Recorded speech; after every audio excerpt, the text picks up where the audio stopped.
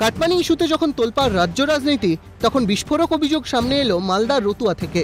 কন্যাশ্রী প্রকল্পের সুবিধা পেতে তদন্তকারী সরকারি কর্মীকে নাকি দাবি মতো কাটমানি না দেওয়ায় বিপাকে একাদশের ছাত্রী সুলতানা পারভিন। বিডিও সহ প্রশাসনের একাধিক দপ্তরে লিখিত অভিযোগ জানানোর 20 দিন পরেও মেলেনি সুরাহা।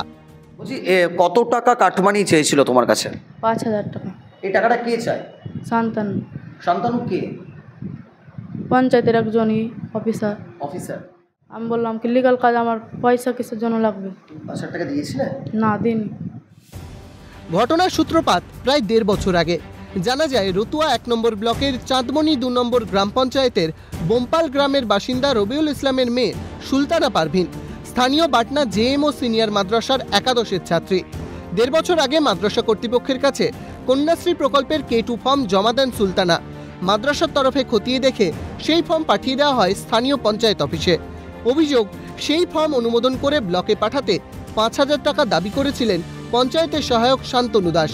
সেই টাকা না দেওয়ায় সুলতানাকে বিবাহিত বলে উল্লেখ করে বাতিল করা হয় কন্যাশ্রীর ফর্ম। আচ্ছা, এই শান্তনু দাস উনি কি আপনার কাছ থেকে কাটমানি চেয়েছিলেন? চেয়েছিল 5,000। কে টাকাটা চেয়েছিল? শান্তনু নিজে। কি বলেছিল? যে 5,000 দিলে পরে কাজ হবে, তখন লোকের হাত দিয়ে বলেছিল, আমাকে ডাইরেক্ট বলেন। অভিযোগের পর এখনো পর্যন্ত ব্লক থেকে কেউ কিছু ফোন বা কিছু আসেনি এখন পর্যন্ত। কেউ ফোন টোন করে না, কেউ ফোন টোন করেনি। কি চাইছেন আপনি?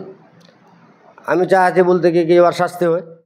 এই যে রাজ্যের মুখ্যমন্ত্রী এদের জন্য পড়াশোনার জন্য টাকা দিচ্ছে, সেই টাকায় কাটমানি থাবা বসাচ্ছে এই সহায়ক পঞ্চায়েত কর্মীরা। হ্যাঁ, এটাই তো বসাচ্ছে যে কাটমানি না হলে কাজ হবে না। আমার এটা অনুরোধ যে যাতে মুখ্যমন্ত্রী সেই বিষয়টা ভালোভাবে দেখেন।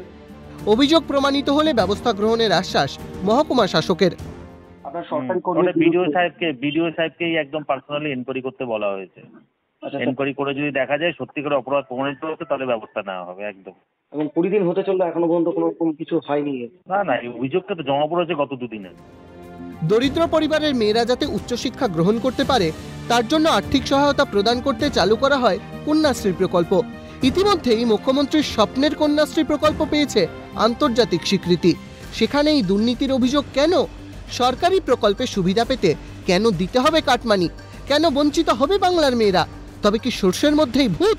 এখন কতদিনে প্রশাসনের ঘুম ভাঙে সেটাই দেখার। অভিষেক সাহার রিপোর্ট, ক্যালকাটা নিউজ।